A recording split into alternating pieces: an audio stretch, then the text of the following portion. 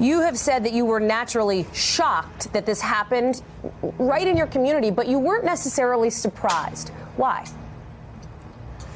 You know, we realize now that can happen anywhere at any time, and that we're all as vulnerable as anyone else anywhere on the globe.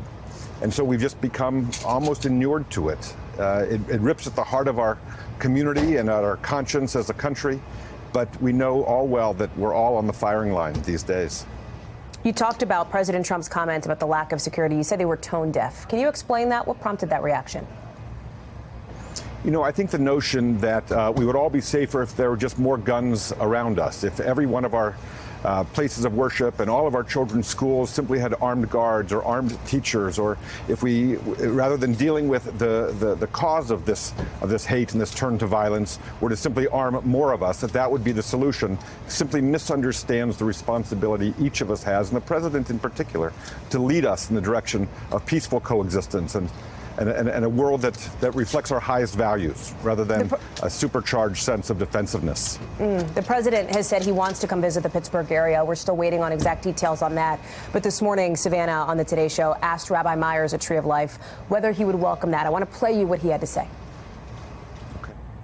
The president may come and visit. Would you like to visit with him? It'd be my honor to always meet a president of the United States.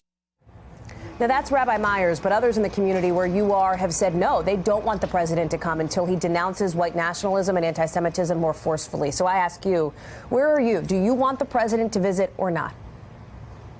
Well, I've appreciated very much the public statements, the official pronouncements that have come out of the White House and from this president.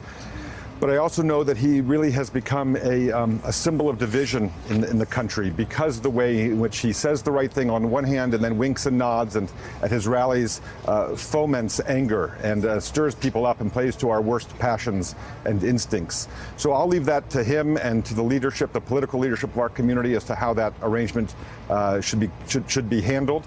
But I know that at this time, in these immediate days, as we begin to bury our dead and come to terms with our loss, that the president's presence in Pittsburgh right now may not make everyone as comfortable as he'd like to imagine. Thank you for checking out our YouTube channel. Why don't you subscribe? It's really easy. Just click on that button down there. And for more news from MSNBC, click on any of these videos here for the latest interviews and highlights. You can get more videos from MSNBC with our newsletters. Head over to msnbc.com/newsletters to sign up.